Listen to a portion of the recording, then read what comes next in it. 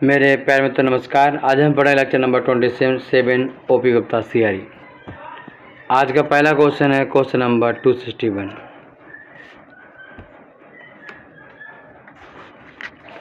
Question में कह रहा है कि if Thiele modulus then the pore diffusion resistance in a catalyst में बी कंसीडर्ड एज नेग्लिजिबल।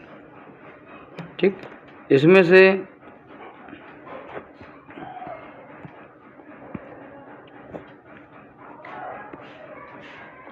देखिएगा, इफ अगर थिले मॉडुलस जो होता है 0.5 से कम होता है, 0.5 या 0.4 से, मैंने आपको पिछले क्लासेस में बताया था। जो मैंने बताया था सेकंड केस में एग्जाम्पल था, क्वेश्चन था जिसमें आपको मैंने बताया था कि थिले मॉडुलस 4 से ज़्यादा था, 4 से ज़्यादा था। मैंने आपको बताया था कभी कभी 5 से ज़्यादा ऐसा एग्जाम में क्वेश्चन आता है।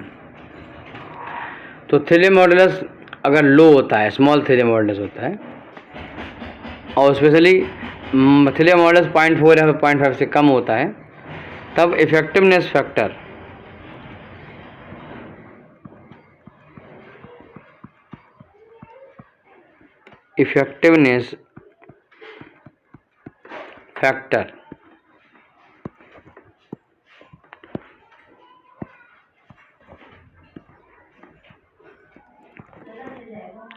इफेक्टिवनेस फैक्टर जिसे हम रिप्रेजेंट करते हैं average concentration upon surface concentration से, इसकी वैल्यू होती है 1।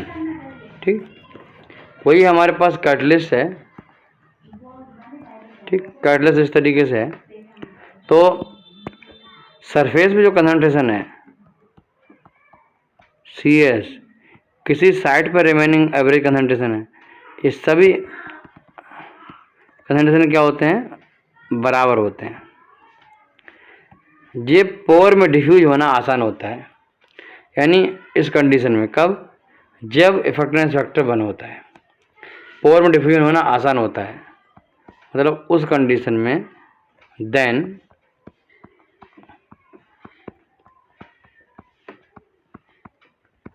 पोर डिफ्यूजन इन कैटलिस्ट, मतलब resistance then pore diffusion catalyst resistance क्या होता है, 0 होता है। ठीक, क्वेश्चन में कह रहा है कि पोर डिफ्यूजन रेजिस्टेंस इज नेग्लिजिबल, मतलब 0। वो कब है, जब थिले मॉडुलस कम होता है, 0.4 से कम होता है या फिर 0.5 से। क्लियर बात? चलिए क्वेश्चन नंबर 262 देखते हैं। इसमें कह रहा है reaction of benzene and chlorine gas to produce trichlorobenzene. Example,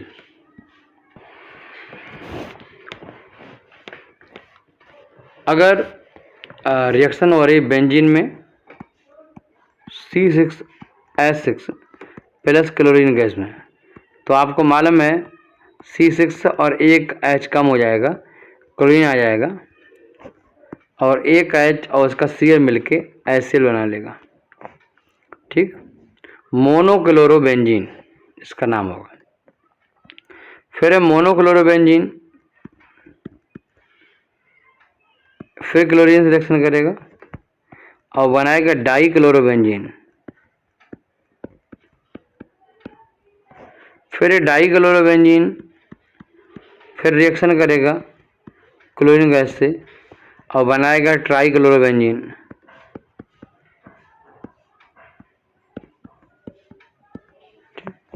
जैसे ट्राइक्लोरोबेंजीन।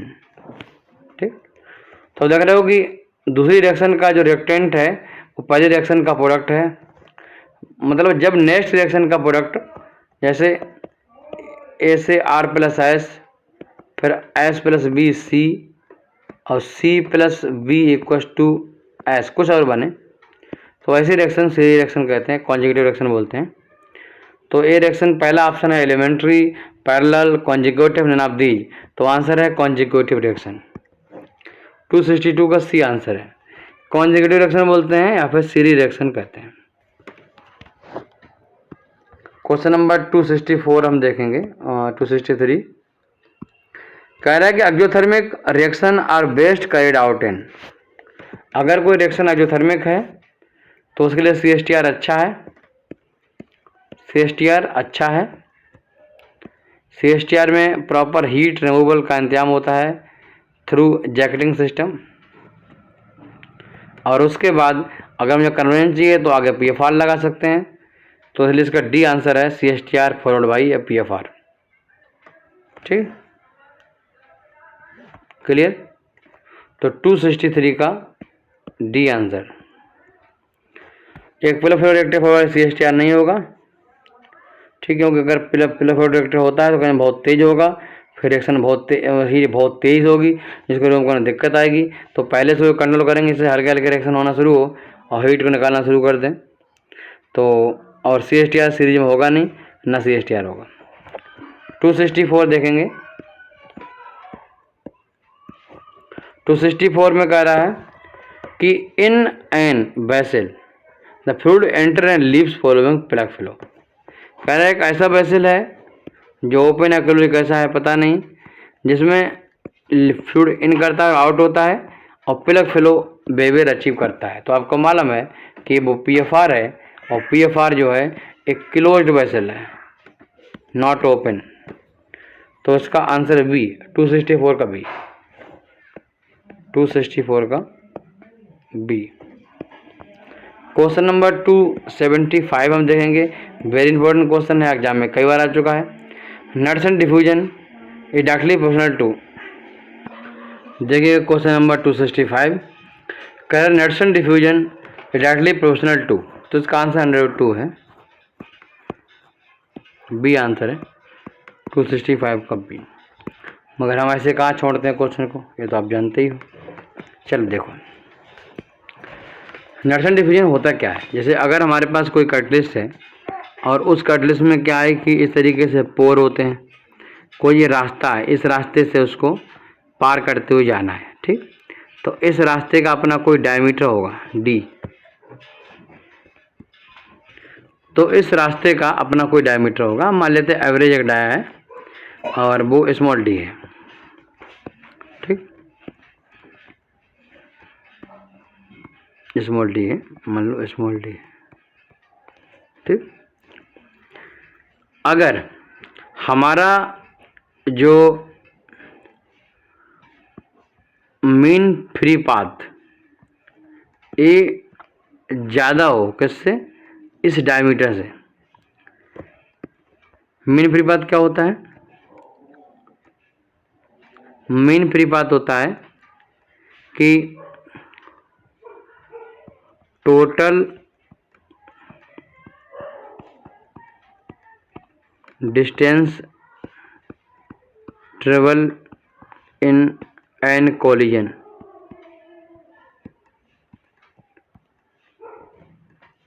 बटे नंबर ऑफ कोलिजन।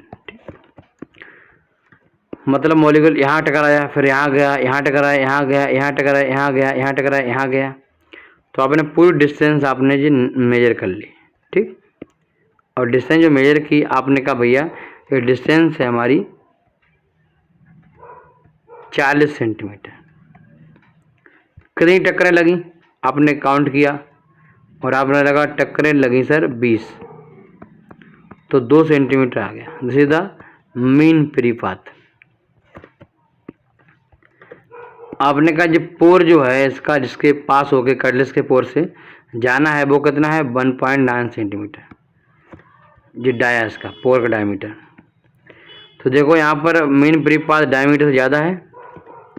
इस केस में डिफ्यूजन जो होता है उसको हम नट्सन डिफ्यूजन कहते हैं, ठीक। जब मीन फ्री पाथ ज़्यादा होता है पोर डाया से, डायमीटर पोर से। इस केस में जो फ्लक्स मिलता है, अगर डिफ्यूजन है तो फ्लक्स मिलेगा। अब जो फ्लक्स मिलता है उसको हम JK कहते हैं, -DK और dC/Z। जिस तरीके से फिक्स का फर्स्ट लॉ था उसी तरीके से ऐसे डिपेंड होता है। J K equals to minus D K into D C upon D Z, right. अब जो यहाँ पर डी के है, D K is the Knudsen diffusivity, Knudsen diffusivity a diffusion coefficient, ठीक। इसको हम, इसका फार्मूला होता है 2/3 RP और B एवरेज वेलोसिटी, ये फार्मूला होता है। RP is the radius of pore, radius of pore diameter का आधा, समझिए। V what is V, average velocity, average velocity, और इसका फार्मूला होता है एवरेज वेलोसिटी का 8RT अपॉन पाई ए। एम यहाँ पर जो गैस है उसका मॉलिक्यूलर वेट है, T एब्सोल्यूट टेम्परेचर है, R गैस कांस्टेंट है। तो समझ गए। तो आप देख पा रहे हो, अगर मैं इस डीके की वैल्यू पहले मैं बी एवरेज यहाँ पर पुट करूँ तो एक रिलेशन आएगा, उसको मैं यहाँ पुट करूँ तो जो डिफ्यूजन फ्लक्स मुझे मिलेगा उसमें यहाँ से देखो, यहाँ से डी के मुझे √T के अकॉर्डिंग मिलेगा, टेम्परेचर की पावर हाफ पे डिपेंड करेगा। ए वाला केस होता है कहाँ पर, देखो एग्जाम्पल में, intra particle diffusion in porous catalyst, right. तो ये था हमारा आंसर जो मैंने आपको पूरा समझाया। क्लियर बात। अब इससे संबंधित 2-3 क्वेश्चन आते हैं, जैसे कि फ्लक्स का रिलेशन पूछ लेगा तो आप बता सकते हो, पहला क्वेश्चन। डी के पूछेगा दूसरा क्वेश्चन, बी इसकी बी एवरेज वैल्यू पूछ लेगा तीसरा क्वेश्चन, एग्जाम में पूछ लेगा चौथा क्वेश्चन। क्वेश्चन नंबर 266 हम देखेंगे।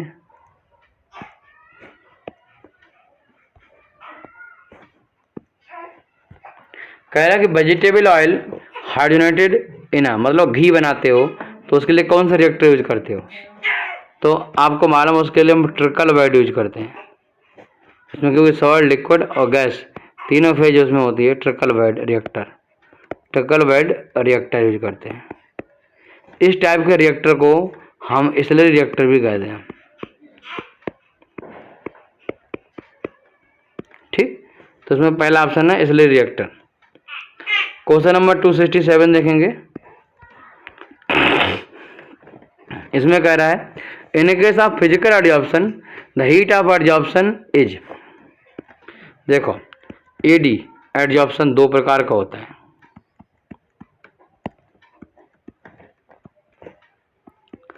पहला है फिजिकल एडजॉर्प्शन, जिसमें मॉलिक्यूल जो है वो आराम से जुड़ जाते हैं weak van der Waals forces के थ्रू, ठीक। और एक है केमिकल एडजॉर्प्शन या फिर केमिकल एडजॉर्प्शन।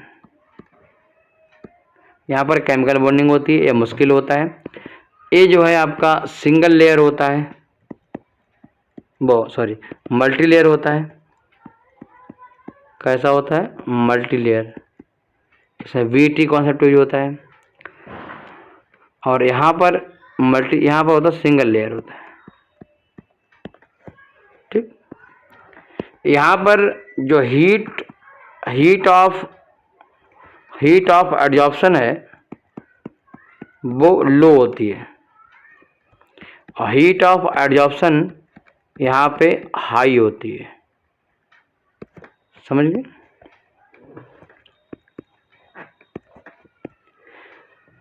अब क्वेश्चन ये है कि सर हाई होती है, लो होती है, तो कितनी हाई कितनी लो होती है। महत्वपूर्ण क्वेश्चन है, एग्जाम में आता रहता है, पब्लिक सर्विस कमीशन एग्जाम में आ चुका है, PSU में आ चुका है, सब में आता है।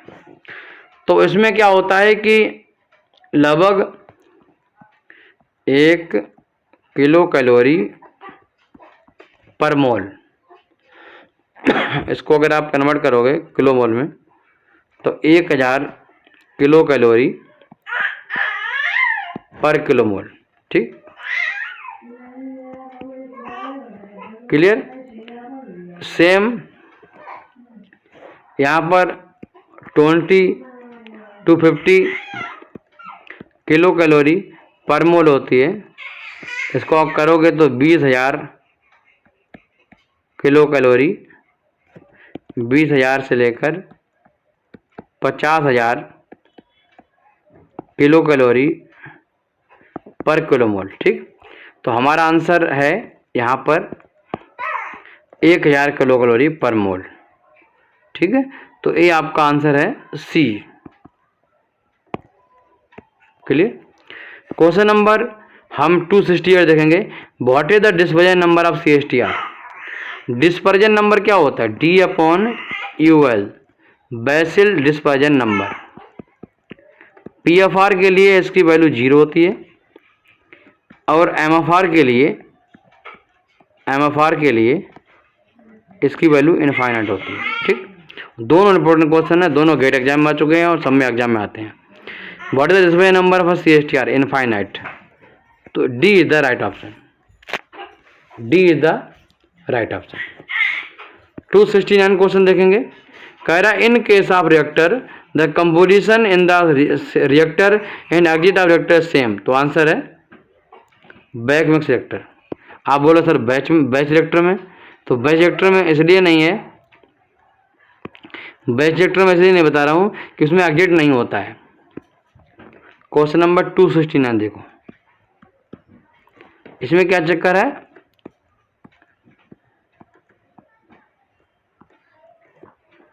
इस जो एजिटेटर है इसके चारों जो कंपोजिशन है CA, सेम आपको CA यहां मिलने वाला है। ठीक, CA0 किसमें? CSTR में। CSTR को हम बैक मिक्स रिएक्टर भी कहते हैं, बैक मिक्स रिएक्टर भी कहते हैं। राइट। आप बोलोगे सर बैच में कोई नहीं, बैच में भी हो सकता है, बिल्कुल हो सकता है। तो बैच में क्या है?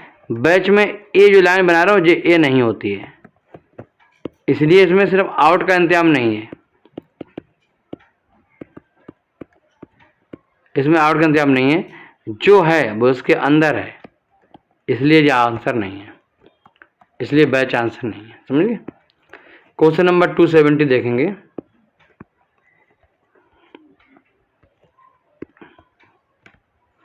कह decomposition rate of liquid X with decomposes as per reaction.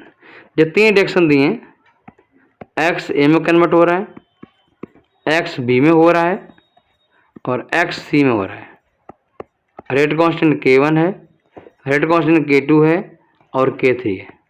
इसको एक तरह क्योंकि पहला रिएक्शन है तो ऐसे भी रिप्रेजेंट कर सकते हैं हम A B C K1 K2 और K3। ठीक, अब अगर हम क्या काम करें,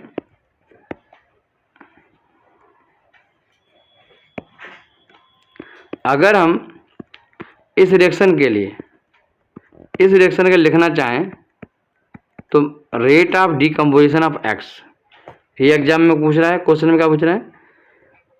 rate of decomposition of liquid X। ठीक है, तो ए है K1 CX, दूसरी इक्वेशन में है K2 CX, तीसरी में है K3 CX।